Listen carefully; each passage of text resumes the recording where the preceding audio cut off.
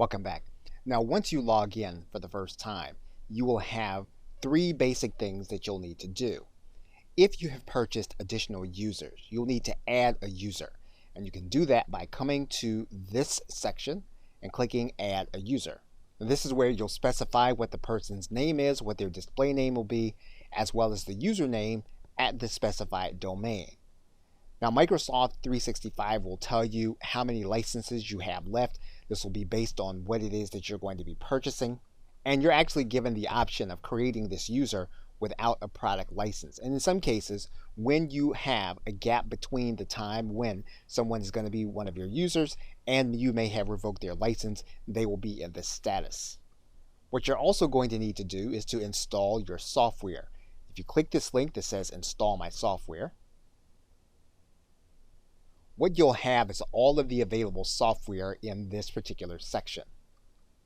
And so if you already have your core applications and you're not using Office 365 in order to get those core applications, you'll typically have your Skype for Business, and that's the only one of the additional applications you're going to be using that actually can be installed to your PC.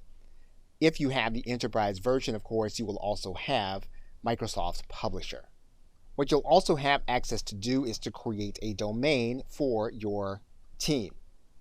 Now, this is going to involve tying a domain to your entire Microsoft system. You don't have to add a domain to your system. You can use the existing free domain and it'll be tied to an email address that you'll be using. And typically you'll have a compound domain as the default if you're going to use the free version. And so you'll have your designated name and then you'll have the compound name on Microsoft.com, and that'll become your default domain name. And when you use the email address associated with your Microsoft 365 account, you will have this compound domain name. It'll be your designated name on Microsoft.com. Microsoft will designate that you will have your complete setup. Now again, if you want this domain to be a single name, you'll need to add in a domain, and then you'll need to go through the default settings.